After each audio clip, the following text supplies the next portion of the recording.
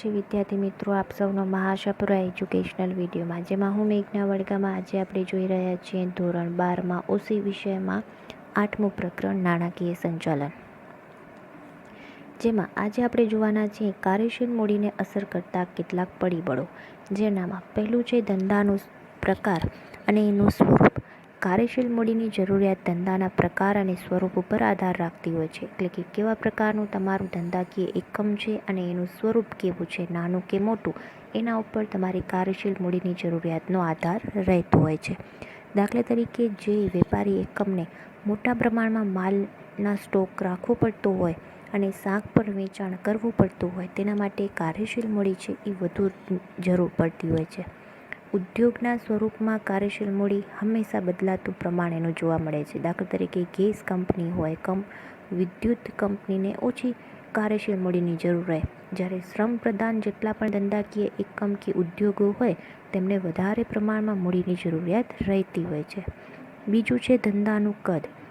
જેમ ધંધાનું કદ નાનું તેમ તમારી કાર્યશીલ મૂડીની જરૂરિયાત ઓછી, અને જેમ ધંધાનું કદ મોટું અને વ્યાપક તેમ કાર્યશીલ મૂડીની જરૂરિયાત સ્વાભાવિક રીતે વધુ રહેવાની. ત્રીજું છે ઉત્પાદન ચક્ર. કાચા માલની ખરીદી અને તૈયાર માલનું જે તમે ઉત્પાદન થાય તે બે વચ્ચે સમયગાળો, એટલે કે તમારા ઉત્પાદન ચક્રનો સમયગાળો. ઉત્પાદન ચક્રનો ગાળો લાંબો હોય તો કાચો માલ અને અર્ધ તૈયાર માલમાં કાર્યશીલ મૂડીનું જે રોકાણ હોય એ રોકાણની જરૂરિયાત વધી જાય છે. દાખલા તરીકે, સુતરાઉ કાપડ અને શણ ઉદ્યોગમાં તમારો ઉત્પાદન ચક્રનો સમયગાળો લાંબો હોવાના કારણે તમારે તેમાં વધુ પ્રમાણમાં કાર્યશીલ મૂડીની જરૂર રહેતી હોય છે. જ્યારે તમારી કોઈપણ પ્રકારની ખાદ્ય પદાર્થને લગતી ઉત્પાદન પ્રક્રિયા હોય તો એમાં સમયગાળો હંમેશા ટૂંકો જોવા મળે છે અને કાર્યશીલ મૂડી પણ એમાં જરૂરિયાત ઓછી રહે છે. ચોથું છે ઉત્પાદન નીતિ અને તેના માંગનો પ્રકાર કેવો છે. તો ઉત્પાદિત વસ્તુની માંગ એ મોસમી માંગ પણ હોઈ શકે, અને ધંધાકીય એકમ એ આખા વર્ષ દરમિયાન સ્થિર ઉત્પાદનની નીતિ રાખતું હોય તો કાર્યશીલ મૂડીની એનામાં જરૂરિયાત પણ વધુ રહેતી હોય છે. દાખલા તરીકે, વધુ ગરમ કપડાં હોય તો એ ગરમ કપડાં ઉત્પાદન કરતી કંપનીઓ મોટાભાગે 12 માસ ઉત્પાદન ચાલુ રાખે છે, જ્યારે વેચાણ જે છે એ વેચાણ જ માત્ર તેનું શિયાળાની ઋતુ દરમિયાન થતું જોવા મળે છે. પાંચમું છે કાચા માલનો સંગ્રહ કઈ રીતે. તો કાચા માલનું જે પ્રાપ્તિ સ્થાન છે એ મર્યાદિત હોય કે અનિયમિત હોય, ત્યારે કાચો માલ પૂરો પાડતા હોય તે ચોક્કસ ઋતુમાં જ તે પ્રાપ્ત થઈ જવો જોઈએ અને એનો સંગ્રહ કરવો પડે છે. આથી તમારી કાર્યશીલ મૂડીનું પ્રમાણ એ કાચા માલના પ્રમાણ કરતાં મોટા પ્રમાણમાં પણ હોઈ શકે. ત્યાર પછીનું છઠ્ઠું છે શાંખ નીતિ. તૈયાર માલનું વેચાણ રોકડેથી કરવાથી નીતિ એની હોય તો ઓછી કાર્યશીલ મૂડીની જરૂર પડે છે, પરંતુ જો તમારું શાંખનું ઉત્પાદન, એટલે કે શાંખ ઉપર તમે વેચાણ નીતિ રાખતા હો તો કાર્યશીલ મૂડીની જરૂરિયાત પણ એમાં વધારે પ્રમાણમાં હોય છે. આથી કાચો માલ સરળતાથી તમે શાંખ ઉપર મળી રહે તો તમારે ઓછી કાર્યશીલ મૂડીની જરૂર પડે છે, એ સીધો સંબંધ કહી શકાય. જો કાચા માલની ખરીદી રોકડેથી કરવાની હોય ત્યારે કાચા માલની સામે કાર્યશીલ મૂડીની જરૂરિયાત પણ વધુ રહેતી હોય છે. સાતમું છે ચાલુ મિલકતોનું રોકડમાં રૂપાંતર. દેવાદાર પાસેથી ઉઘરાણી ઝડપથી વસૂલ થતી હોય અથવા તો તૈયાર માલનું વેચાણ રોકડેથી થતું હોય, લેણી હુંડીના નાણાં ભાગતી તારીખે મળી રહેતા હોય તેવા પ્રમાણમાં આપણને કાર્યશીલ મૂડીની ઓછી જરૂર પડે છે, અને એની જો વિરુદ્ધ પરિસ્થિતિ ઉદ્ભવે તો આપણને કાર્યશીલ મૂડીની જરૂરિયાત છે એ સ્વાભાવિક રીતે વધુ પ્રમાણમાં પડે. આઠમું છે સ્ટોક ચલન દરનો દર કેવો હશે. તો તૈયાર માલના સ્ટોકનો ચલન દર હંમેશા ઊંચો હોય અને એના કાર્યશીલ મૂડીની જરૂરિયાત ઓછી રહે.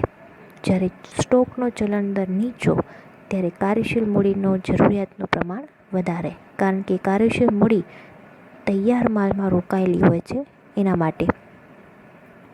નવમું છે કામગીરીની કાર્યક્ષમતા. ઓછા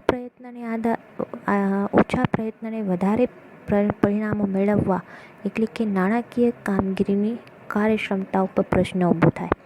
તમારી પાસે જેટલા પણ ઉપલબ્ધ સાધનો છે એ સાધનોનો કાર્યક્ષમ ઉપયોગ અને બગાડ ઓછો કરવામાં આવે અને ઉઘરાણી ઝડપી બનાવીને તમારી કાર્યશીલ મૂડીની જરૂરિયાત છે એ જરૂરિયાતમાં તમે સમયાંતરે ઘટાડો કરી શકો છો. 10મું છે નફાની ફાળવણી.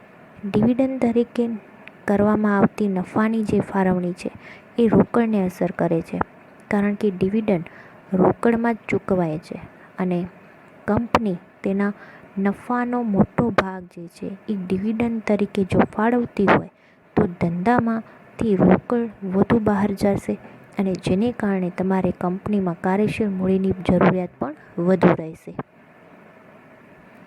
હવે આ જોયા આપણે 10 જેટલા તેને અસર કરતા પરિબળો કાર્યશીલ મૂડીને.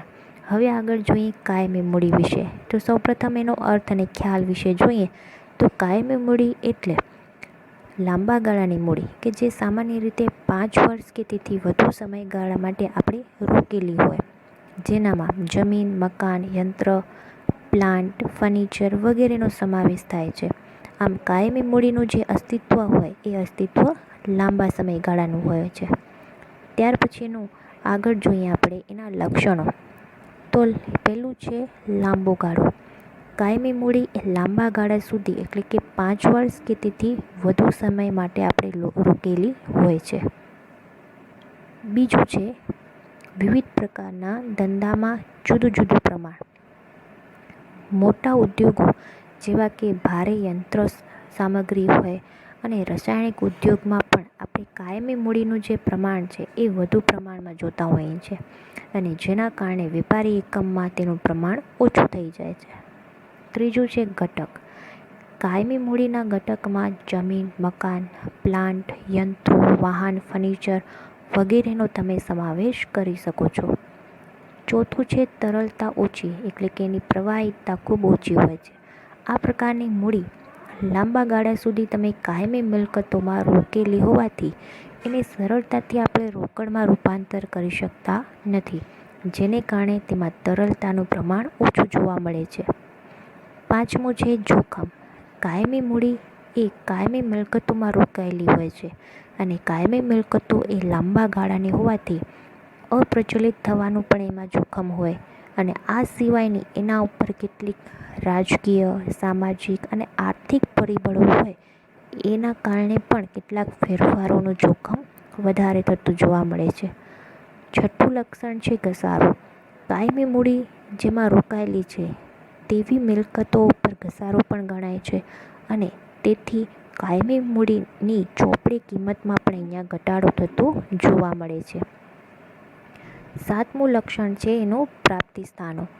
કાયમી મૂડીના પ્રાપ્તિ સ્થાનોમાં ધંધાના જેટલા પણ સ્થાપકો હોય એના માલિકો, વિવિધ પ્રકારની એની જામીનગીરીઓ, નાણાકીય સંસ્થા અને નફાનું પુનઃરોકાણ વગેરે જેવા પ્રાપ્તિ સ્થાનોને અહીંયા ધ્યાનમાં લેવામાં આવે છે. તો આ હતા એના લક્ષણો. હવે આગળ જોઈએ કાયમી મૂડીને અસર કરતા પરિબળો, જેમાં પહેલું છે ધંધાનો પ્રકાર અને એનું સ્વરૂપ. આપણે જાણીએ છીએ એ મુજબ ઔદ્યોગિક પ્રવૃત્તિ કરતા જેટલા પણ ધંધાકીય એકમો હોય, જેવા કે વહાણવટાના ઉદ્યોગો હોય, લોખંડ, સ્ટીલ, ખનિજને લગતા, એ બધા જ કેવા છે વિશાળ પ્રમાણમાં કાયમી મૂડીની જરૂરિયાત ધરાવતા ઉદ્યોગો. તેમજ સેવા પૂરી પાડતા જેટલા પણ એકમો છે એનામાં કાયમી મૂડીની જરૂરિયાત કેવી હશે? ઓછા પ્રમાણમાં. બીજું પરિબળ એકમનું કદ. જેમ એકમનું કદ મોટું એમ તેની જરૂરિયાત વધુ અને જેમ એકમનું કદ નાનું એમ એની જરૂરિયાત ઓછી, એટલે કે નાના કદના એકમોને મોટા કદના ઔદ્યોગિક એકમ કરતાં પ્રમાણમાં ઓછી કાયમી મૂડીની જરૂર પડે અને જેમ જેમ ધંધાનું કદ વધશે એમ એમ કાયમી મૂડીનું પણ કદમાં વધારો થતો જોવા મળશે. ત્રીજું છે માલિકી અને ભાડાપટ્ટાનો ઉપયોગ. જમીન, મકાન, યંત્ર વગેરે જેવી કાયમી મિલકતો ખરીદવા કરતાં ભાડાપટ્ટાથી જ મેળવવામાં આવે તો તે કાયમી મૂડીનું રોકાણ છે જે એ ઘટાડી શકે અને જેના કારણે તમે કાયમી મૂડી ઉપર થતું જોખમ હોય એમાં ઘટાડો પણ કરી શકો છો. ત્યાર પછીનું ચોથું છે સંશોધન ખર્ચ. ઔદ્યોગિક એકમ એ તેમની પેદાશને વધુ ઉપયોગી બનાવવા માટે ઉત્પાદન પડતર કઈ રીતે ઘટી શકે, વસ્તુનો આકાર કે એની રચના કેવી રીતે આકર્ષક બનાવી શકાય, એ બધું જ સંશોધન કાર્ય હાથ ધરવું પડતું હોય છે, જેની પાછળ ખર્ચ વધુ થાય છે અને જેને કારણે કાયમી મૂડીની જરૂરિયાત વધુ રહેતી હોય છે. પાંચમું છે અદ્યતન ટેકનોલોજી. સમય જેમ જેમ પસાર થાય તેમ તેમ ટેકનોલોજીમાં પણ ફેરફાર થાય અને નવા સંશોધનો અને અદ્યતન ટેકનોલોજીને કારણે તમારી પાસે જે જૂના યંત્રો હોય એને દૂર કરીને નવા યંત્ર વસાવવા પડે, જેના માટે પણ કાયમી મૂડીની જરૂરિયાત વધુ રહેતી હોય છે. છઠ્ઠું પરિબળ સરકારી મદદ અને કરવેરાની નીતિ. ઉદ્યોગોને પ્રોત્સાહન આપવા માટે જુદા જુદા પ્રકારના પ્રાદેશિક વિસ્તારમાં વિકાસને સમતુલન બનાવી શકે એ માટે સરકાર ઉદ્યોગને કેટલીક ગ્રાન્ટ કે સબસિડી રૂપે મદદ કરે છે. દાખલા તરીકે સરકાર એવા ઔદ્યોગિક એકમને જમીન અને ઔદ્યોગિક શેડની સહાય પૂરી પાડતા હોય છે અને જેને કારણે કાયમી મૂડીની જરૂરિયાત છે એનામાં ઘટાડો કરાવી શકે. સરકારની જેટલા પણ કરવેરાની નીતિ છે એ નીતિ પણ કાયમી મૂડીની જરૂરિયાતને અસર કરે છે. દાખલા તરીકે સરકાર યંત્રો ઉપર ઉદાર ઘસારાની નીતિ અમલમાં મૂકે તો જૂના યંત્રને સ્થાને જ્યારે નવું યંત્ર ખરીદવામાં આવે તો એની પાછળ પણ આકર્ષણ ઊભું થાય, વધારે કાયમી મૂડીની જરૂરિયાત પણ વધુ ઝડપી બનતી જોવા મળે છે. અને સાતમો અંતિમ છે સ્થાપનાનો ખર્ચ. કંપની સ્વરૂપની સરખામણીમાં જ્યારે વૈયક્તિક માલિકી હોય, ભાગીદારી પેઢી હોય કે સરકારી મંડળી હોય, એ બધા પાછળનો સ્થાપનાનો ખર્ચ ઓછો હોય છે અને કંપનીને દસ્તાવેજો તૈયાર કરવા માટે પણ ખર્ચ કરવા પડે છે, જેવા કે નોંધણી કરાવવાની ફી હોય, નિષ્ણાંતોની અલગથી ફી હોય, કાનૂની ખર્ચા હોય, આ વગેરે પાછળ ખૂબ જ પ્રમાણમાં ખર્ચ થતો જોવા મળે છે, જેને કારણે કાયમી મૂડીની જરૂરિયાત પણ વધુ રહે છે. Thank you.